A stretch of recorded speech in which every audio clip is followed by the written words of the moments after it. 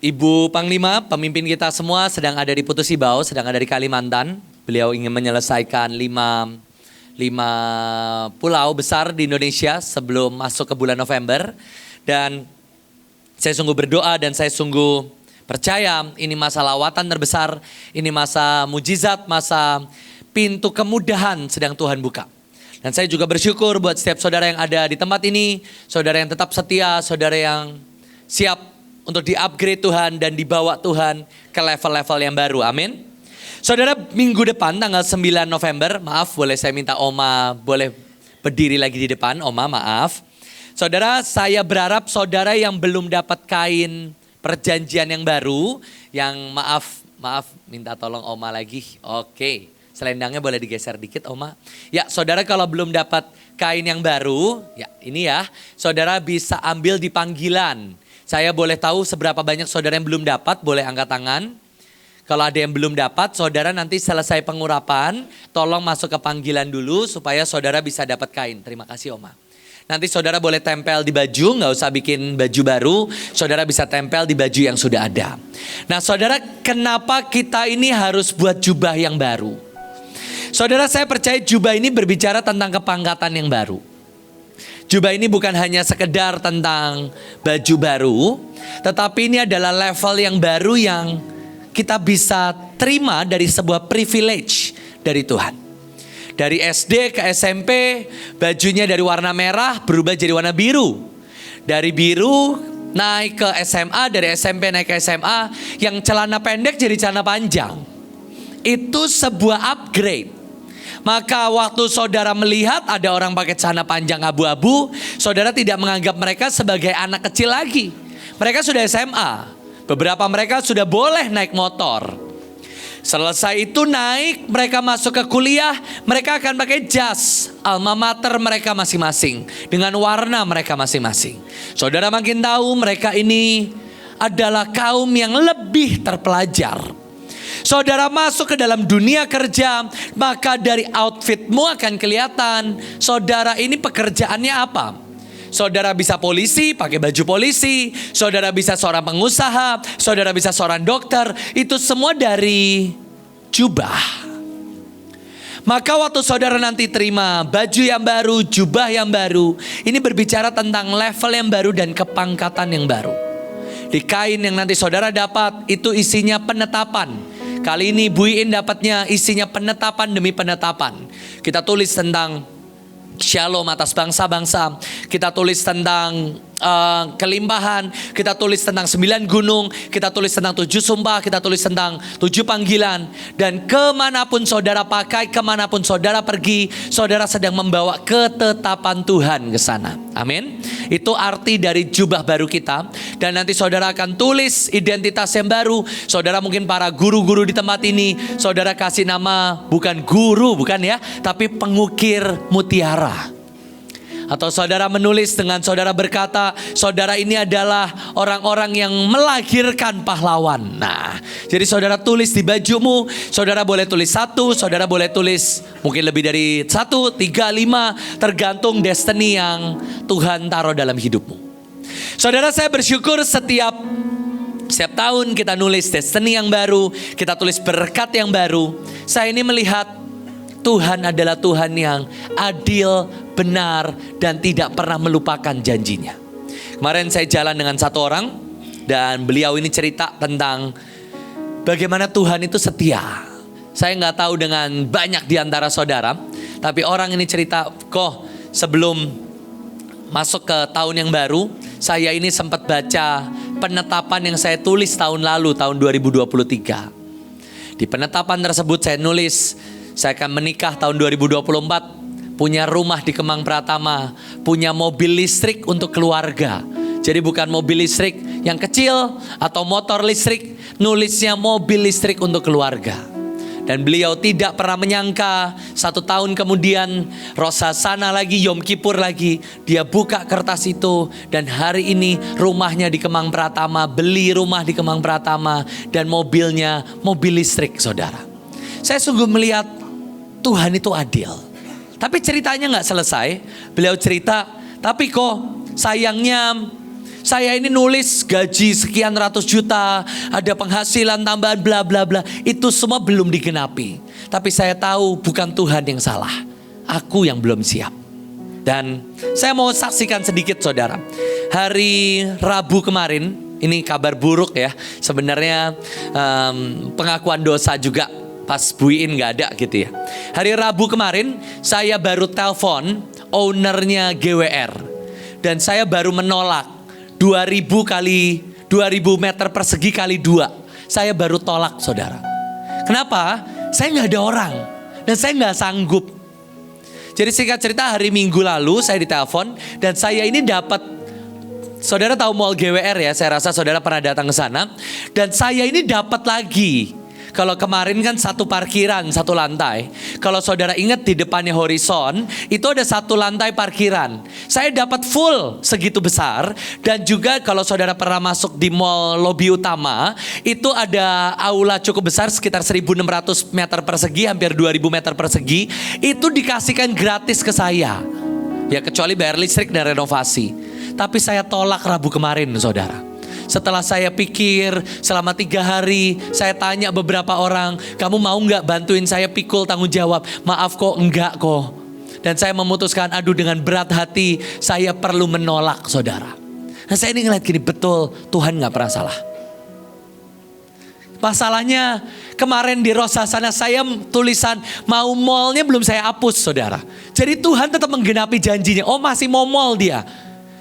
Minggu lalu hari Minggu setahu saya ditelepon hari Minggu atau di Sabtunya atau di Senin saya ditelepon. Dan saya dikasih lagi. Tapi yang salah siapa? Saya kok. Saya yang belum punya kapasitas. Saya yang belum punya kekuatan. Saya sadar dari segi apa? Uang walaupun gratis tempatnya tapi renovasi perlu uang, betul? Untuk biaya listrik, biaya air tetap butuh uang. Dan ada iuran bulanan. Itu bukan ke owner. Tapi ke RW setempat lah. RW-nya itu apartemen ya. Tetap ada iuran. Dan saya katakan Tuhan biaya yang terlalu besar. Ruangan GWR aja saya belum bisa penuhin. Kursinya aja belum penuh. Saya gak bisa Tuhan, maaf. Mungkin tahun depan saya siap Tuhan. Tapi saya percaya Tuhan itu gak pernah salah. Kalau di tempat ini ada saudara yang belum, janji Tuhan belum digenapi, Tuhan gak pernah salah. Salah satu nama Tuhan itu adil dan benar. Tuhan yang akan nimbang, dikasih anugerah, dikasih sumpah keset. Tapi kalau tetap terlalu ringan, ya gak bisa. Saya mau ajak kita belajar firman Tuhan sama-sama. Tentang jubah. Kejadian 37 ayat yang ketiga. Ini khotbahnya Pak Fendi bagus sekali. Kejadian 37 ayat yang ketiga. Ayat sebelumnya. Oke. Jubah fungsi dan bukan kursi. Saudara kita ini sukanya kursi. Sukanya jabatan. Kita ini sukanya ada pangkat di sini. Saya pernah nanya siapa yang mau diangkat jadi pemimpin. Semua orang mau jadi pemimpin. Tapi waktu siapa yang mau pikul harga seorang pemimpin. Semua turun tangan berjemaah gitu ya. Kita ini sukanya kursi. Kita ini sukanya tahta. Kita ini suka dapat haknya, bukan kewajibannya. Kita suka dapat berkatnya, dan bukan apa yang jadi tanggung jawabnya. Saudara, kalau saudara ditanya siapa yang di sini mau jadi armor bearernya Bu Iin, siapa yang mau jadi sekretarisnya Bu Iin, wah saya bisa melihat semua orang angkat tangan. Tapi siapa yang siap jam 12 malam harus cari penjahit dan jahit baju, saudara turun tangan. Saudara kita ini sukanya kursi dan bukan fungsi. Tapi jubah pertama yang Tuhan mau kasih ini jubah apa? Fungsi. Siapa yang mau berfungsi saudara? Mari kita baca sama-sama ya. Hari itu di Alkitab ditulis, Yusuf ini punya satu jubah. Namanya a robe of many colors. Di ayat yang ke-9 di Alkitab ditulis, jubahnya ini adalah jubah warna-warni. Jubah yang maha indah kalau bahasa Indonesianya. Dan dalam bahasa aslinya itu jubah yang many colors. Dia punya banyak warna. Nah, warna apa aja yang dia punya? Kejadian 37 ayat yang ketiga. Di Alkitab ditulis ayat yang kedua dikatakan Yusuf itu masih muda, dia biasa menggembalakan kambing domba dan kerjaannya Yusuf itu ngapain? Menyampaikan kepada ayahnya kabar tentang kejahatannya, kejahatan saudara-saudaranya. Kerjaan Yusuf yang kedua adalah menceritakan kepada saudara-saudaranya tentang mimpinya. Jadi saudara harus ngerti, Yusuf ini punya robe of many colors dan kerjaannya dua. Dia nggak berfungsi, dia berkursi. Dia akan ngadu ini teman kakak-kakak saya ini korupsi. Kakak-kakak saya ini malas. Kakak-kakak saya nggak mau kerja. Kakak-kakak saya ini pacaran nggak kudus. Sama satu lagi kerjaannya show off. Aku mimpi loh, kamu nyembah aku lagi. Nggak cuma sekali, 2 kali aku mimpi. Saudara bisa bayangkan, Yusuf ini bukan berfungsi. Dia dapat favor dari orang tuanya. Makanya dia dapat jubah yang maha indah. Tetapi apakah dia ikut kerja? Apakah dia ikut melayani kakak-kakaknya? Nyatanya enggak. Dia lebih suka ngadu. Saya tahu di tempat ini ada banyak pengadu-pengadu akhir zaman. Itu Pak Satpam itu enggak tugas hari ini. Ini datang telat hari ini. Ini begini. Itu tukang hardik akhir zaman itu ya. Dia tugasnya menyalahkan orang. Dan itu jubah pertama yang Yusuf punya. Yusuf punya satu jubah. Yang itu harus dikoyakkan dari Yusuf. Makanya di Alkitab ditulis kemudian kakak-kakaknya. Semua tahu ceritanya ya. Ayat yang ke-23. Kakak-kakaknya ambil jubah itu dan dirobek jubahnya. Kenapa? Saudara, engkau harus menanggalkan jubahmu yang warna-warni, yang tidak berfungsi itu loh. Saudara bisa punya banyak kerjaan, tapi gak ada yang fungsional. Istilahnya pengacara. Apa? Pengangguran, banyak acara. Saudara nganggur, title-nya banyak. Wah ini armor bearer of Buin Cipto. Wah armor bearer. Wah di sebelah kirinya ini adalah ketua panggilan Panggilan ke-10 gitu ya. Saudara di dadamu tertulis ini orang yang paling dahsyat. Tapi gak pernah berfungsi. Tapi gak pernah tugas. Gak pernah on position.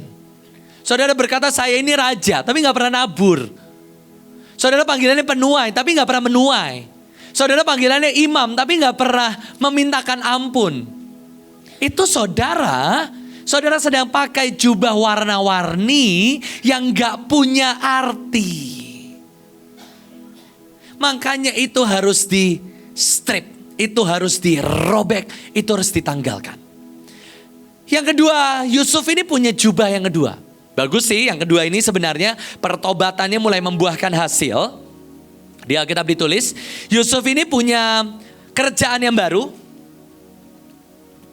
Dia bertugas di rumah Potifar dan istrinya.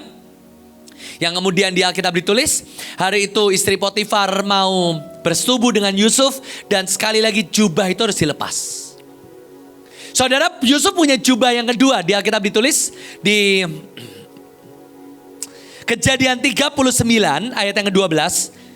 Ini ada tugas baru yang Yusuf punya. Oke, Yusuf bertobat dari a robe of many colors. Tugasnya ngadu, tugasnya nyalain orang. Tugasnya dia cerita tentang mimpinya. Cerita tentang kehebatannya. Dia bertobat dan dia mulai bekerja. Oke, di ayat Kejadian 39 ayat yang ke-8. Tuanku itu tidak lagi mengatur apa yang ada di rumah ini. Dan ia telah menyerahkan segala miliknya kepada kekuasaanku. Bahkan di rumah ini tidak ada yang lebih besar kuasanya daripadaku. Saudara, saya melihat Yusuf ini di-upgrade. Dari dia gak pernah kerja, tukang ngadu, tukang show off. Dia di-upgrade sampai dia berkuasa atas seluruh rumah. Bagus gak? Dahsyat. Dia ketua unit. Nah ini dia. Dia ketua unit. Unitnya dipakai Tuhan luar biasa. Unitnya dipakai Tuhan dengan sangat ajaib. Tapi Tuhan sekali lagi katakan, it's not enough. Saudara ini bisa sudah pegang sesuatu dan saudara puas di sana. Saudara bisa pegang sebuah pelayanan. Saudara bisa pegang sebuah pekerjaan. Saudara bisa pegang sesuatu yang besar. Dan saudara cukup puas di sana. Makanya di Alkitab ditulis, Kejadian 39 ayat yang ke-21, profetik sekali, jubahnya sekali lagi dilepas. Dan Yusuf meninggalkan jubahnya lagi. Saudara, jubah yang kedua, jubah yang pertama, jubah yang terlalu banyak isinya show off, isinya tukang ngadu, merasa lebih baik dari orang lain. Jubah yang kedua saya katakan jubah yang kekecilan, saudara. Saudara berpikir, wah saya ini menjadi ketua BMN ini udah keren.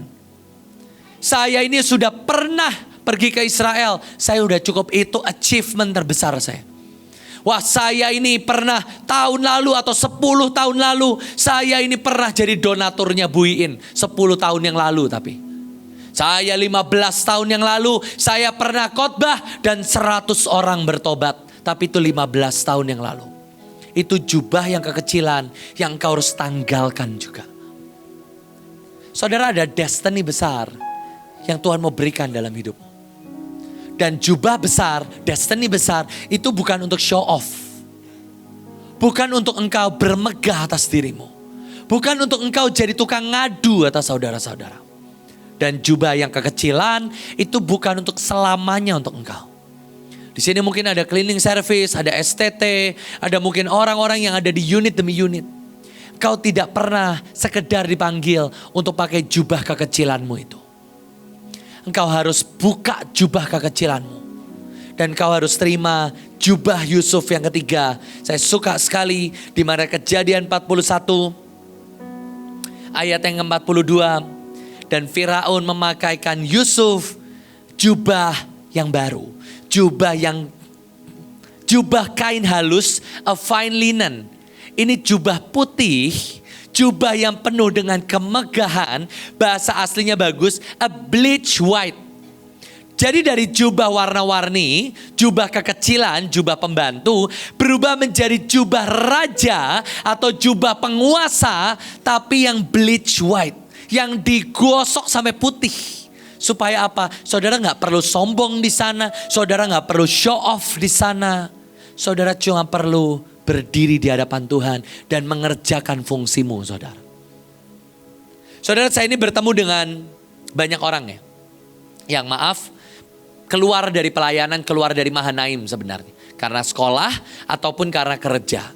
Dan secara menyedihkan, setelah mereka keluar, mereka ini gak mau balik lagi ke ruangan ini pelayanan. Saya kumpulkan mereka dan saya tanya, kamu kenapa sih? Sebenarnya kan kita gak ada masalah. Kamu keluar karena dulu full timer, dapat kerjaan dengan lebih baik, kamu keluar. Atau kamu dulu pelayanan, sekarang kuliah keluar. Kenapa kamu gak mau datang lagi ke tempat ini? Satu jawaban mereka, begitu mereka keluar dan mereka balik, mata orang jahat sama saya. Dua, mereka semua ngomongin saya, dikatakan saya pengkhianat Mahanaim. Saya ini katakan gini ya, satu sisi mereka terlalu sensitif, satu sisi mereka terlalu tersinggungan, iya. Satu sisi kita ini harus sadar, kita ini penghakim-penghakim dahsyat loh saudara. Kita ini tanpa sadar menyakiti orang-orang dan begitu kita pakai jubah yang baru. Hobi kita apa? Membalas saudara kita kok. Makanya saya bersyukur ada jubah a fine linen itu. Yang bleach white, yang digosok pakai batu. Supaya apa? Warnanya hilang, warnanya habis. Dan begitu dia ketemu saudara-saudaranya, yang keluar cuman apa? Kemurnian. Dia gak balas. Dia tetap memberi makan, dia diisengin dikit lah. Uangnya dibalikin, makanannya, pialanya ditaruh di dalam. Tapi selebihnya dia sangat menjaga hatinya itu bersih. Dan apa itu a fine linen? Di dalam Wahyu 19 dikatakan itu adalah jubah perbuatan benar, jubah kekudusan yang akan engkau pakai di dalam the wedding of the Lamb. Di dalam saat pernikahan sang anak domba itu. Yang kau pakai bukan jubah kekecilan. Yang kau pakai bukan jubah untuk show off. Yang kau pakai adalah jubah sesuai fungsi yang tanpa ambisi. Saya pun harus sadar setiap kali saya diangkat, setiap kali saya dibawa Tuhan, ayo sekarang kamu punya kepercayaan yang baru. itu bukan untuk supaya dagu saya lebih naik. Itu supaya saya lebih berfungsi lagi. Itu supaya saya lebih bertugas lagi. Saya punya kesaksian ya, ini pengakuan dosa. Kemarin saya udah ngaku dosa, hari ini ngaku dosa lagi. Tapi saya sadar, semakin kita ini di atas ya. Seringkali jubah kita ini makin silau. Makin sibuk. Kalau bahasa Coach Shiren bagus, kita ini makin punya bodyguard. Oh gak boleh dekat ini, Pak Joshua sibuk, butuh istirahat. Padahal kita ini diangkat Tuhan untuk jadi hamba. Betul, satu sisi saya setuju, hamba Tuhan perlu waktu untuk ketemu Tuhan. Kalau mereka terlalu sibuk, menurut saya itu bukan lagi visi tapi ambisi. Tapi satu sisi engkau harus sadar, kita ini dipanggil Tuhan untuk jadi hamba. Saudara, jubah yang pertama bukan jubah with many colors yang kau bisa show off di sana. Dan bukan jubah kekecilan engkau puas di sini. Tapi ada jubah besar dengan warna yang putih. Saudara terima destiny besar dengan hati yang tetap hineni. 2. Saudara harus terima namanya jubah anak raja. Dan bukan jubah anak manja.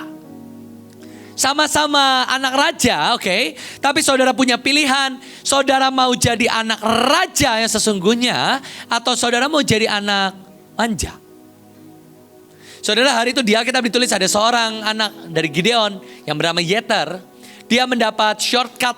Dia mendapat sangat banyak kemudahan di umurnya yang masih muda. Dia mendapat kesempatan untuk membunuh raja musuhnya yang sudah terikat.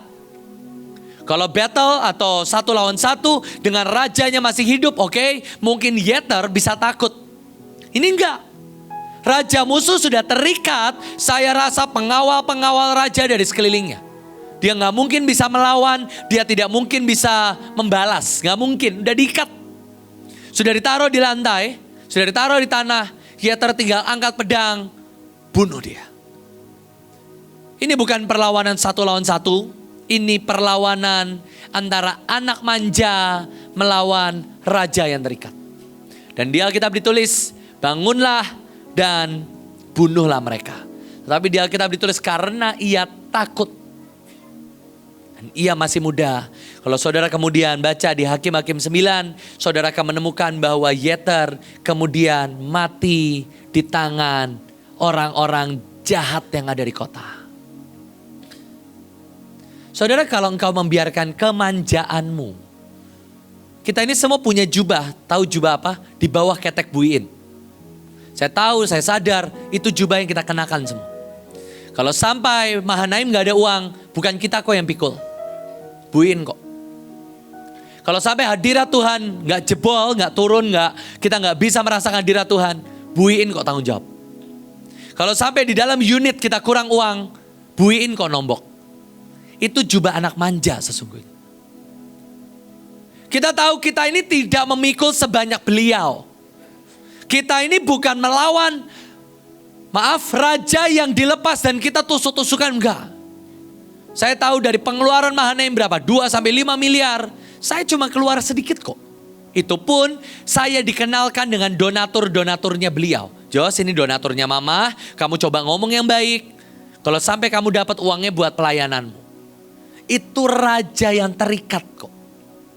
Tapi toh kepengecutan kita tetap gak pernah berani kok. Buin memulai semua ini dengan tanah rawa. Ibuin memulai semua ini dengan tanpa modal.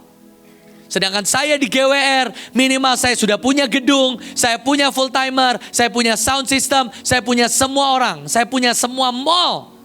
Dan Buin memulai dengan tanah rawa. Bukankah itu kemanjaan saya waktu saya nolak lagi? Tapi saya sadar jubah anak manja itu pun harus kita tanggalkan sebelum kita dibunuh oleh lawan kita. Saudara, sampai kapan kau tidak mau memikul tanggung jawab? Sampai kapan kita selalu berkata ya selama ada Buin, selama ada para pemimpin kita cukup kok. Sampai kapan waktu penyembahan, waktu kebaktian, waktu doa peperangan, itu hadirat Tuhan atau perang yang intens. Dan kau berkata hari ini kemenangan ada di tangan saya. Saya akan teriak paling keras. Saya akan doa, saya akan puasa, saya akan jaga hidup, saya jaga kekudusan. Supaya nanti waktu saya tiup shofar, saya percaya iblis mundur, hujan berhenti. Kenapa kita terus membiarkan kemanjaan kita yang akan berakhir membunuh kita? Sejujurnya udah berkali-kali saya berkata, aduh Bu, ini kalau GWR ada bantuan saya mungkin udah lambai tangan ke kamera kali. Dengan pengeluaran, dengan semua drama yang ada di sana. Aduh tolonglah. Tapi saya tahu kalau saya tinggalin, saya sedang membiarkan saya mati di tangan kemanjaan saya sendiri. Saya tahu itu sebuah beban yang harus saya pikul sampai hari ini. Saya senang banget saya ini sempat punya, sampai hari ini lah. Sempat ada beberapa waria-waria yang digembalakan, dimuridkan. Lumayan banyak puluhan saudara, puluhan. Dan kalau kami KKR itu ratusan sampai 1.000 waria. Saya tahu kenapa banyak perempuan-perempuan single di Mahanaim Bahtera. Saya harus menobatkan para waria-waria ini. Mereka ini laki-laki semua loh. Laki loh mereka ini. Bayangin 1.000 laki-laki harusnya jemaat Mahanaim. Tersesat mereka. Harusnya mungkin salah satu jodoh kalian semua. Salah satu. Kalau bertobat harusnya ya harusnya. Mungkin. Ganteng-ganteng loh waria itu. Sayangnya salah server aja mereka. Saudara tahu mereka ini dimuridkan, digembalakan. Sampai satu kali saya ini mau iseng, saya bilang ini. Saya ini kok rada pengen menguji mereka ya. Coba kalau kita gak kasih uang transport, mereka datang gak sih? Uang transport tuh gak mahal, 30.000. Buat mereka PP aja, 30.000. Saya bilang 30.000 nabur lah mereka. Sekali masa mereka gak mau nabur sih cuma 30.000. Dan saudara dari sekian puluh orang, tiba-tiba dalam satu hari saya gak kasih uang transport. Gak ada yang datang satu orang pun. Kamu yang manggil aku kokoh, sayang lah apa, si ganteng lah. Mana cintamu saya bilang. Mana fiktif wah saya bilang. Cuman gak dikasih 30.000 gak muncul saudara. Tapi saya sadar itu apa, manja kok. Ya walaupun mereka waria ya. Itu kalau datang ke Hananel Cinta itu ada beberapa suami atau papa-papa ganteng. Wah mereka berbinar-binar. Wah gitu. Ngelihat donatur-donatur kaya-kaya gitu ya naik mobil mereka amazed. Saya manja. Itu kemanjaan yang bisa membunuh mereka. 30.000. Saya berdoa kita berani keluar dari kemanjaan. Saya bersyukur pertama kali Bu Iin menyuruh saya untuk khotbah di depan. Saya nangis di depan 3.000 orang. Saya nangis di SRK, saya gak tahu saudara yang datang atau tidak hari itu. Boleh saya tahu ada yang datang kah? Oh ada ya, wah Miss Ripka ada. Ya ada ya, betul ya. Saya cuma nunduk, betul Bu Ripka? Saya cuma nunduk di depan, saya nangis di depan. Saya turun diketawain 3.000 orang. Pulang saya dobrak, saya gedor rumah mama saya, kamar mama saya. Kenapa mama tega membiarkan saya ditertawakan? Sekian bulan kemudian saya dapat ayat ini. Yeter tidak berani membunuh musuhnya. Saya bersyukur hari ini saya berani mengalahkan kemanjaan saya. Dan saya ngomong di depan. Saya khotbah di depan. Setiap kali JD nangis. Kok ini panggilan khotbah takut kok, deg-degan kok. Saya cuma bilang ini, bagus kamu nangisnya sekarang. Kok Jos tuh nangis di mimbar. Gak ada yang ngasih tisu hari ini. Makanya kalau kamu nangis nih, sekarang Ko Jos kasihin tisu. Puji Tuhan kan. Tapi saya sungguh berdoa, ayo kalahkan kemanjaan. Coba saudara lihat apa yang dilakukan Daud. Daud bukan anak raja, tapi saya rasa dia cukup kaya. Di Alkitab ditulis, yang satu berhadapan dengan raja yang terikat dan dia takut. Yang satu berhadapan dengan singa dan cakar beruang. Daud gak pernah hidup dengan kemanjaan. Saudara pilih menjadi keras buat dirimu sendiri. Saudara jangan biarkan kemanjaan membunuhmu saudara. Saya selalu bilang kemarin Aldi datang ke rumah ya. Saya ajak makan ya, saya bilang nih loh sembari nunggu makanan matang baca buku nih loh. Dah baca buku, belajar baca buku. Dan dia baca buku, aduh kok ini buku apa kok dia bilang. Belajar. Saya taruh di toilet, saya taruh di pojok-pojok rumah buku. Supaya apa setiap kali saya taruh di mobil. Kalau macet baca buku. Saya gak mau membiarkan kemanjaan ini membunuh. Saudara pilih untuk mengeraskan kondisi dan keadaan hidup. Supaya engkau apa? Keluar dari kemanjaan. Saya tahu Daud bisa berkata, "Pak, ada singa dan beruang. Saya mau lari, Pak. Saya gak mau gembalain di sini, Pak." Bisa kok. Dia tetap anak seorang pengusaha. Meskipun katanya dia anak perempuan yang lain, oke? Tapi biarlah engkau menghadapi singa dan beruangmu, saudara. Saya suka sekali Daud itu bisa mengalahkan Goliat karena dia biasa mengalahkan singa. Saudara, kalau engkau mau bisa mengalahkan Goliat, terbiasalah mengalahkan singa dan beruang.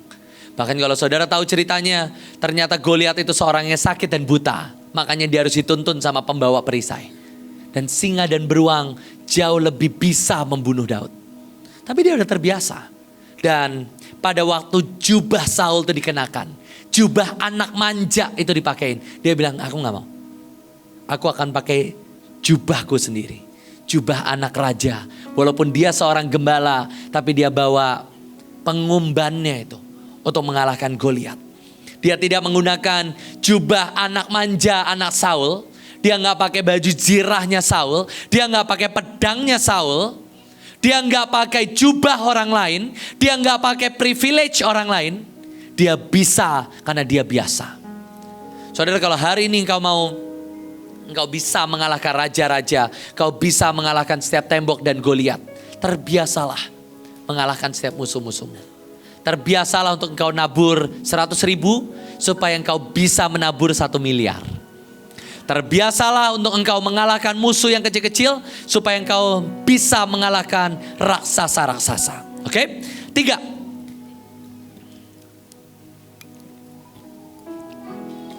Saudara kenakan jubah destiny dan bukan jubah ilusi. Kemarin hari Senin Bu In cerita bagaimana saudara hari ini saudara merasa duduk atau merasa bergerak. Saudara mungkin berkata, "Saya duduk, Pak, saya diam." Pada bumi ini berputar dengan sangat keras, betul?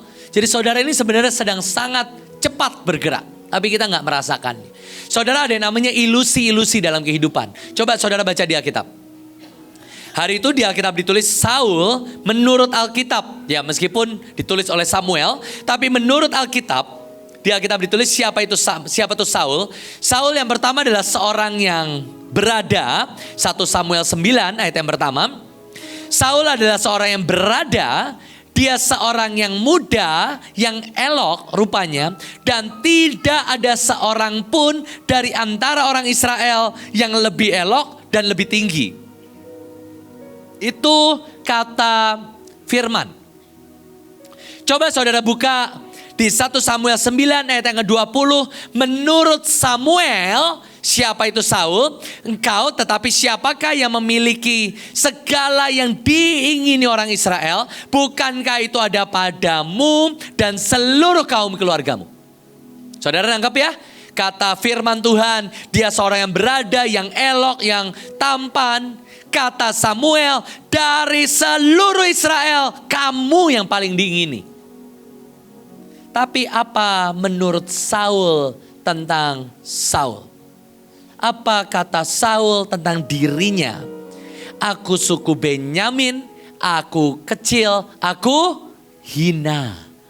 Saudara lihat ya, kontras. Ini khotbahnya Miss Cherry yang luar biasa sekali. Saudara ini orang bisa berkata engkau luar biasa, engkau hebat, engkau tampan, engkau diurapi. Selama engkau membiarkan ilusi yang menjadi jubahmu. Kau gak akan bisa lihat kok. Makanya kalau kemudian saudara baca di Alkitab. Kemudian Saul langsung 2 pasal kemudian. Dia bersembunyi di antara barang-barang. Dia mempersembahkan korban atas dasar apa? Takut ditinggal rakyat. Kenapa? Hidupnya hanya berkata supaya aku bukan yang paling kecil. Supaya aku bukan yang paling hina. Supaya mereka menginginiku. Padahal firman Tuhan dan Samuel sudah berkata apa? Seluruh negeri menginginimu. Tapi Saul dengan jubah ilusinya, dia berkata, aku ini paling hina, aku paling kecil. Dan dia hidup untuk membuktikan kalau dia bukan yang paling hina dan dia bukan yang paling kecil. Saudara, jubah ilusi akan membunuh engkau ujungnya. Jubah ilusi akan membuat engkau tertolak. Jubah ilusi akan membuat engkau tidak bisa dibawa jauh dan tinggi oleh Tuhan. Saudara akan cuma jadi petasan-petasan akhir zaman. Saudara akan cuma diterbitin dar, dapat semua tepuk tangan, and gone, hilang. Saudara cuma akan dapat satu kepercayaan, satu unit, dan semua akan beri tepuk tangan, wih hebat, then gone. Kenapa? Karena engkau pakai jubah ilusi dan kau nggak percaya apa yang menjadi destiny. Saudara, banyak orang ini nggak tahu jubah yang dia pakai. Dia berkata, aku paling kecil, aku paling hina, aku ini cuma guru, aku ini cuma ini, aku cuma CS. Dan selama engkau hidup dengan jubah ilusi, engkau gak akan bisa dibawa kemanapun. Saya bisa pakai jubah ilusi. Saya anak dari pendeta paling dibenci. Bisa. Saya anak dengan kemudahan saya harus menanggung sekian puluh, sekian ratus juta setiap bulan. Saya hidup cuma dari belas kasihan orang. Ada anak kecil tapi ya. Anak kecil berantem. Singkat cerita orang tuanya diberkati Tuhan melimpah melalui tangan orang lain karena dia hamba Tuhan. Orangnya dari sini. Jadi saya gak bisa cerita secara detail. Tapi hari itu ada orang berkata, kamu ini cuma hidup dari belas kasihan orang. Itu tipis ya. Orang tuanya hamba Tuhan. Jadi dikasih sama orang-orang itu berkat. Tapi dari perspektif, ini anak kecil ya. Dari perspektif orang, kamu ini bukan siapa-siapa. Kamu ini cuma hidup dari belas kasihan orang. Dan anak itu luka dan kepahitan dengan pelayanan. Saudara bisa bayangin. Aku gak mau melayani Tuhan. Aku gak mau hidup dari minta-minta. Saudara apa? Ilusi. Saya mobil juga dikasih. Saya gak minta-minta. Terus kenapa? Saya rumah dikasih.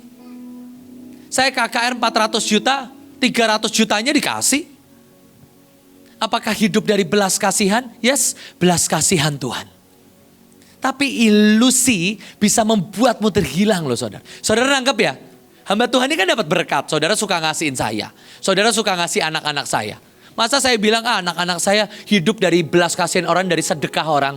Enggak. Sedekahnya mobil kok, masa sedekah? Sedekahnya rumah kok, masa sedekah? Itu berkat Tuhan, saudara. Saya sungguh berdoa, engkau gak pakai jubah ilusi. Saya bisa kok berkata, oh ya saya ini dibenci orang. Itu ilusi. Orang tua saya dimaki-maki. Saya gak punya papa. Oh saya bisa lanjutin cerita drakornya nih.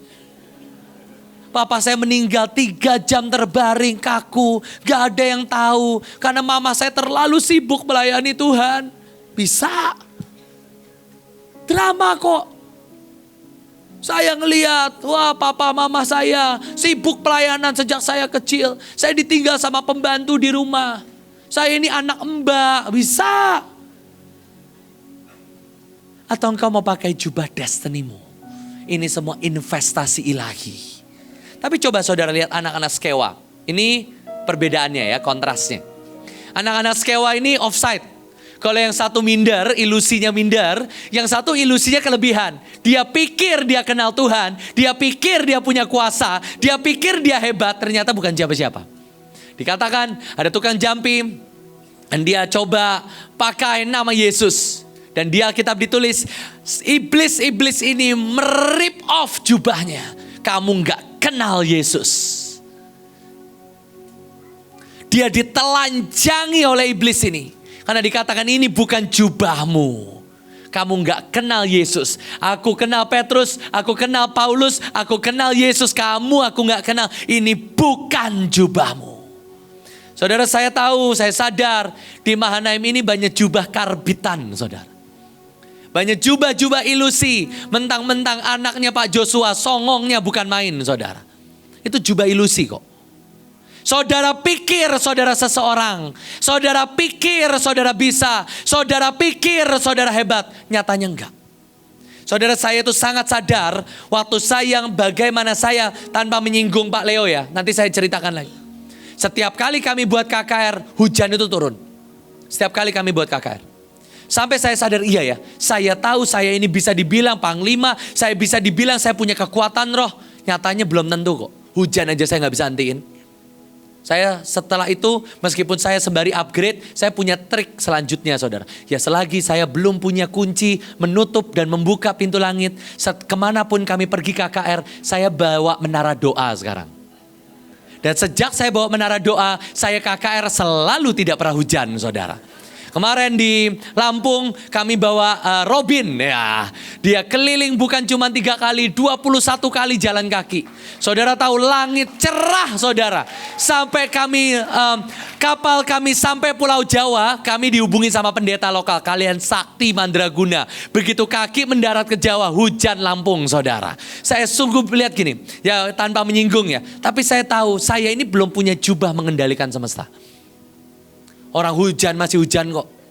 Tapi saya punya trik ya, itu nakalnya saya lah. Saya bawa menara doa kemanapun kami pergi. Dan kami ini punya kertas yang kami titipkan ke menara doa setiap bulan. Tolong doakan kami, tolong gitu. Nanti kami kasih persembahan saudara ya.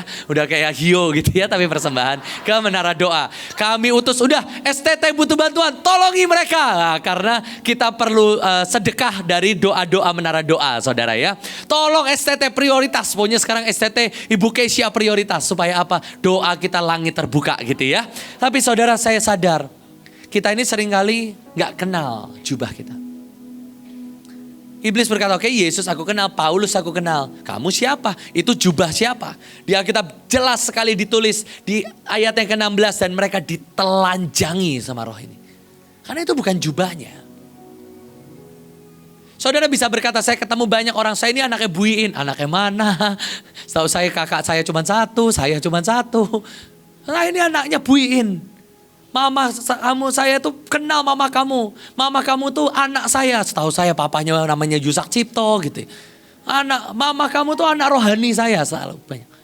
Itu juga apa? Ilusi kok. Dia pretending. Pathetic memang. Pathetic. Kenapa? Ya dia pretend. Oh ini mama rohaninya buiin. Waktu sesat gak diakuin. Waktu hebat diakuin. Waktu kita satu pesawat semua dagunya naik saudara. Begitu pulangnya masing-masing dagunya turun lagi. Nah, itu ilusi. Coba saudara lihat buiin. Mau naik pesawat bareng. Pulang masing-masing dagunya tetap naik. Dia bermegah dalam Tuhan. Saudara ini kan ilusi. Butuh tepuk tangan supaya dagu naik. Direndahin dagu turun kan gitu ya. Ilusi. Kalau habis gajian dagu naik. Gak ada gaji turun kan gitu. Ilusi. Engkau hidup berdasarkan ilusi yang kamu pakai. Saudara naik motor, dagu turun, dipinjemin mobil, dagu naik. Gitu. Padahal uangnya juga pinjol gitu ya. Tapi dagu naik yang penting. Itu ilusi. Padahal Tuhan memberikan kau destiny. Coba saudara baca, ini dahsyat sekali. Yohanes 13 ayat 1. Ini adalah cerita setelah Yesus membangkitkan Lazarus dari kematian. Dan yang dahsyat sekali, ini Yesus lagi beken-bekennya. Yesus lagi terkenal-terkenalnya. Yesus lagi top-topnya. Yesus lagi dimintain tanda tangan sama banyak orang. Followersnya lagi naik. Tapi di Alkitab ditulis, di saat itu Yesus telah tahu saatnya tiba. Saudara keren ya? Dan dia menanggalkan jubahnya dan dia basuh kaki murid-muridnya. Saudara, Yesus tahu dia ini dipanggil untuk mati. Yesus tahu dia turun ke dunia untuk jadi hamba, bukan jadi raja. Yesus tahu, Yesus datang di kali yang kedua as a king nanti. Tapi di kali yang pertama Yesus datang sebagai hamba. Makanya waktu dia lagi terkenalnya, dia gak stop di situ. Kalau saya stop di situ, oh saya terus-terusin, lagi terkenal kok. Tapi waktu Yesus tahu ini aku lagi terkenalnya. Sebelum hari Paskah dia tahu this is the time. Dan dia buka jubah yang berkilau itu. Dia pakai jubah hamba. Dia tahu dia harus menyelesaikan destiny-nya. Buat saya ini dahsyat sekali. Yesus tahu dia baru membangkitkan Lazarus dari orang mati. Dia baru menyelesaikan semua mujizat. Pengajarannya baru terkenal. Orang gak bisa nangkep dia. Hatersnya mulai jadi fans-fansnya dia. Tapi di saat itulah dia tahu. Ini bukan jubahku yang sesungguhnya. Jubahku adalah dia lepas. Dia pakai sehelai kain untuk jadi hamba. Saudara, orang yang tahu destiny. Dia gak akan terbuai dengan tepuk tangan. Dia gak akan terbuai sama duit di rekening.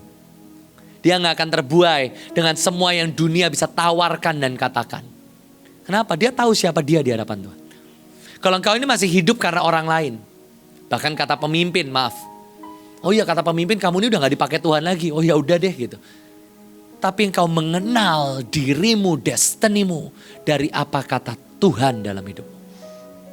Itu jubah yang sesungguhnya. Saudara, berapa kali meskipun di tengah semua berkat, tapi di tengah juga semua taburan, saya pernah sampai makan di luar, dan saya minta Keisha yang bayarin kok. Karena saya gak ada uang. Saya bilang, Keisha, aku lagi mepet, aku benar-benar duit gak bisa bayar, kita mau makan ini. Tapi saya gak berkata saya orang miskin. Saya kaya, saya berkelimpahan dalam Tuhan. Saudara, kalau engkau cuma hidup dari ilusi demi ilusi yang iblis berikan. Kalau engkau lagi diberkati, kau lagi ada pekerjaan, kau lagi dipuji-puji, kau lagi dalam tepuk tangan, kau lagi dalam di bawah angin. Engkau akan datang, wah sukacita mukanya. Tapi di saat proses, no. Yesus di tengah beken-bekennya loh. Yesus di tengah top-topnya, dia buka jubahnya. Dia pakai jubah kehambaan. Dia tahu dia seorang raja yang tidak lupa waktu dia gak ada uang. Dan dia tetap seorang hamba di tengah tidak adanya tepuk tangan. Menurut saya itu dahsyat sekali. Banyak raja lupa kalau dia raja waktu lagi mepet. Langsung gak mau nabur sama sekali. Tapi ada hamba yang lupa dia hamba waktu datang tepuk tangan. Tapi Yesus enggak. Waktu dia diangkat mujizat, wah orang mati dibangkitkan. Orang gak bisa deny 3 hari. Menurut tradisi Yahudi kalau sudah 3 hari gak mungkin bangkit. Yesus tunggu di hari yang ketiga, buka kubur, baunya kecium, bangkit. Sama Petrus juga di saat dia kehilangan destiny. Saat Petrus dari penjala manusia, dia dipanggil Tuhan untuk menjadi seorang pembawa jiwa-jiwa. Dia lupa dia siapa. Dia kembali menjadi nelayan, bukan cuma nelayan. Dia bawa teman-temannya juga jadi nelayan. Ayo mari kita jadi nelayan lagi. Itu Petrus. Saya bersyukur di sini ada Bunita ya. Saya hari itu kehilangan siapa saya waktu saya sekolah. Saya anak nakal di sekolah, ada guru-guru di tempat ini. Saudara yang lama-lama saudara tanya mereka, Pak Joshua itu dulu seperti apa? Dan hari itu saya sangat kehilangan diri saya siapa. Dan saya masih ingat Bunita cuma berkata, Jos, kamu ini calon pemimpin. Hari ini kamu membawa teman-temanmu kabur dari kelas, pergi ke Monas, pergi ke mall. Nanti one day kamu bawa teman-temanmu datang kepada Tuhan. Dan jubah kepemimpinan itu, jubah destiny itu gak pernah saya lepas.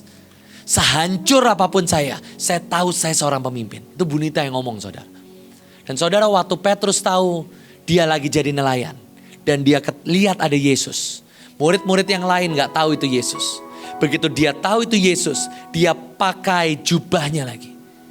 Jubah yang sempat dia tanggalkan, jubah destiny yang sempat dia taruh, dia pakai lagi jubahnya. Dan dia berenang, dan ada satu firman yang Tuhan katakan, Yohanes 21 ayat 18. Ini jubah destiny namanya. Dalam bahasa Inggris dikatakan, saat engkau muda, engkau boleh pakai bajumu sendiri. Saat engkau muda, engkau dress yourself. Tapi di saat nanti engkau besar, engkau akan membiarkan someone else dress you. Engkau akan membiarkan ada orang lain yang akan menjubahi engkau. Saudara, kita ini hidup semau kita kok. Oh iya, kalau aku lagi mau destiniku pemain musik, ya saya main musik. Oh kalau saya lagi mau khotbah, saya khotbah. Saya akan jadi pengkhotbah yang hebat. Tapi waktu engkau dewasa nanti, Tuhan akan berkata, nak, kamu adalah penyembah, kamu adalah worship leader yang tetap menghamba. Dan kau akan kenakan itu. Waktu engkau muda, engkau boleh pergi kemanapun kau suka. Mauku, caraku, jodoh yang ku mau, sekolah yang ku mau, cara yang ku mau. Tapi waktu engkau dewasa, ada jubah destiny yang suka nggak suka, mood ataupun nggak mood, engkau akan pakai dan engkau akan mulai kerjakan itu. Makanya di Alkitab ditulis dari sejak saat itu semua orang akan tahu Petrus akan mati memuliakan nama Tuhan.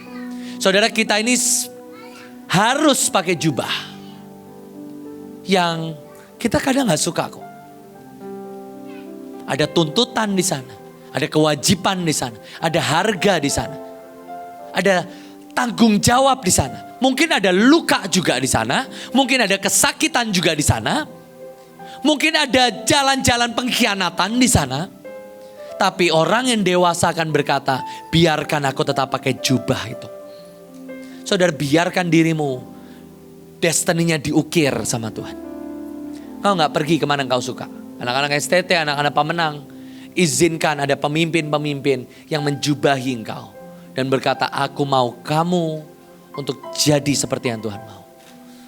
Dan yang keempat, saya akan percepat. Masih ada Pak Fendi. Ada jubah kemuliaan yang sesungguhnya dan bukan kemenangan yang sementara. Saudara lihat itu yang panjang. Saya bersyukur saya di MIP, saya di Sekolah Mahanaim, saya selalu diajarkan. Lihat itu yang panjang, lihat itu yang luas. Jangan lihat yang sementara. Hari itu nilai saya berantakan, nilai saya jelek. Just lihat yang luas. Lihat yang luas. Saudara, hari itu Yesus mati di atas kayu salib. Yesus mati dan semua orang berkata itu adalah kekalahan, itu adalah kehancuran. Saya tahu Yesus dengan semua kekuatan, Yesus dengan semua ketuhanannya, dia bisa memerintahkan malaikat untuk melepaskan dia dari kayu salib. Betul? Tapi dia tahu dia tidak suka dengan kemenangan yang sementara. Yesus membiarkan dia tetap disalib, tapi dia juga tidak membiarkan luka dan kematian mengikatnya terlalu lama. Di hari yang ketiga dia melepas jubah kain kafan, dan kain kafannya ditaruh di tanah. Ini menurut saya dahsyat sekali. Saudara, kita ini sukanya semua yang sementara. Pinjol itu kan sementara ya, dapat uang senengan. Tapi Yesus pilih yang kekal. Tapi di saat yang sama Tuhan gak membiarkan kematiannya jadi kekal. No. Semua luka, semua trauma cuman bersifat sementara. Dan Yesus berjalan kepada kemuliaan yang sesungguhnya. Saudara, kita ini suka semua yang instan, semua yang sementara, semua yang hari ini aku suka, hari ini aku harus dapat. Hari ini aku harus mau. Itu kalau saudara pelajarin, pertama kali malaikat jatuh turun, yang mereka lakukan adalah apa yang kusuka harus aku dapat. Itu malaikat jatuh, itu sifat malaikat yang jatuh. Tapi Yesus enggak. Yesus tahu kemuliaan ini enggak sementara. Bukan aku dapat sekarang. Tapi ini ngomong tentang jangka panjang.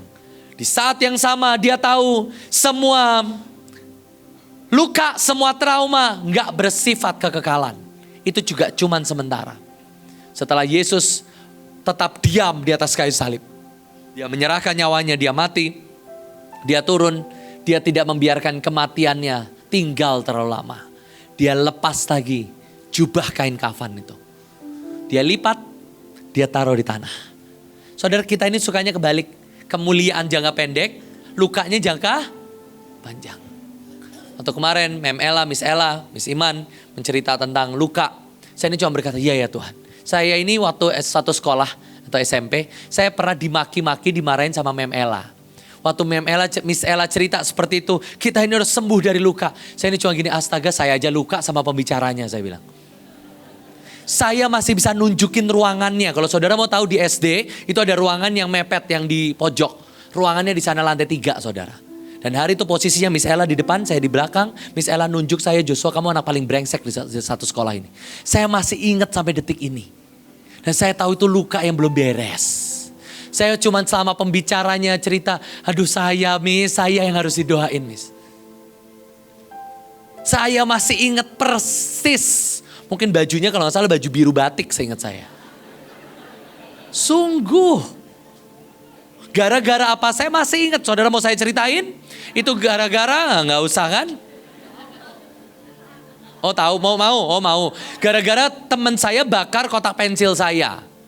Kotak pensil saya dibakar, Miss Ella masuk, kotak pensil saya di depan saya. Lah, kamu Joshua sini, saya dipanggil masuk ke dalam ruangan. Kamu bakar meja, wah kamu ini anak sekolah Mahana ini banyak yang brengsek. Tapi kamu tahu paling brengsek siapa? Kamu anak paling brengsek. Saya masih ingat loh.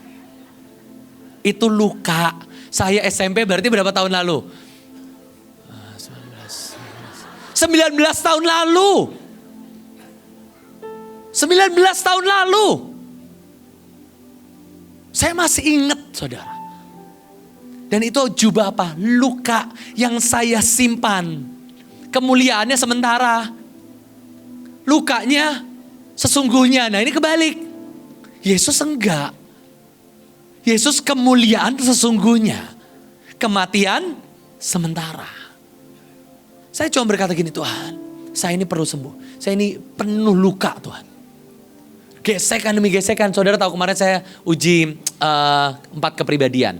Nanti hari retret Januari kita dibagi kelasnya berdasarkan kepribadian. Menurut saya lucu juga ya. Jadi satu ruangan melankolis semua, saya nggak kebayang kayak apa. Satu ruangan koleris semua, saya nggak kebayang kayak apa juga. Tapi kita akan bagi per tes. Nah, waktu bikin tes saya kan harus ngisi buat ngecek ini ujiannya benar atau enggak. Saudara tahu dulu waktu saya SMP, ruangan saya di sebelah sana, saya masih ingat di lantai 2. Saya ngetes, saya ini dapatnya lumba-lumba gitu, atau sanguin. Sanguinnya mentok 90%. Saudara tahu sekarang? 80% melankolis. 10% koleris, 10%-nya plekmatis. Sanguinnya gone. Sungguh. Tapi saya sungguh berdoa, semua luka harus bersifat sementara. Coba bilang ke kiri kanannya, semua luka harus bersifat sementara. Semua trauma, wah ini suka nih karena banyak yang luka di sini tuh. Jadi ngomongnya, dia luka. Bener saudara, aduh, saya pernah dimarahin sama suaminya Bu Puji. Ruangannya juga saya masih ingat di sebelah sana, pojok sana yang ketutup DNA Yahweh itu loh. Dia banting Alkitab di mejanya, saya masih ingat. Dia banting Alkitab, I'm angry in the name of God. Saya ingat saudara. Saya ini pengingat yang handal. Saya harus sembuh karena luka bersifat sementara. Hari itu Saul memilih yang sesungguhnya, yang sementara maaf. Dia bilang, Samuel jaga perasaanku. Dia koyakan tapi Samuel kamu harus tetap kembali kepadaku. Dan Samuel tetap kembali sementara. Saudara kita ini suka kemuliaan yang sementara. Kita suka yang sebentar ya, pokoknya kalau kau deklarasi dapat tepuk tangan, ya itu sementara. Pulang terserah, bodo amat, nggak peduli. Karena orang nggak lihat, yang lihat kan sementaranya. Padahal yang Tuhan hitung semua yang bersifat sesungguhnya. Dan terakhir saya akan tutup, dan Tuhan akan membuat a new wardrobe. Jadi Tuhan ini akan memberikan kau wardrobe itu lemari baju. Jadi saudara ini nggak mungkin cuman pakai satu baju, ini nggak mungkin. Saudara akan pakai jubah-jubah, ada jubah Hineni, ada jubah penyembahan, ada jubah raja dan lain sebagainya. A new wardrobe. Saudara akan punya lemari baju baru, amin. Dan engkau bukan cuma dapat jubahnya, tetapi engkau akan mendapat a new way of life. Cara hidupmu akan berubah. Custom made by the creator with his label on it. Ini menurut saya keren. Engkau akan terima satu lemari baju baru.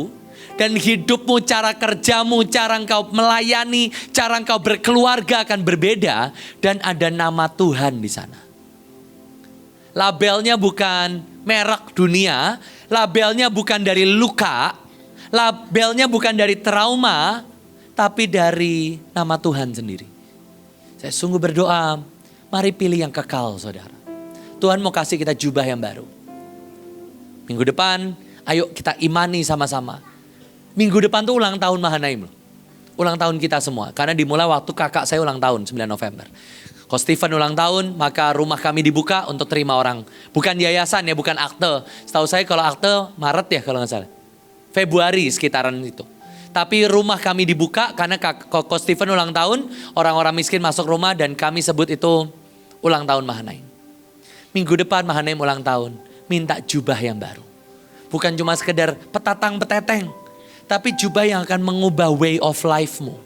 Jubah yang dikenakan oleh Tuhan sendiri. Dan kau akan hidup penuh kelimpahan. Mari, jamkan matamu sebentar.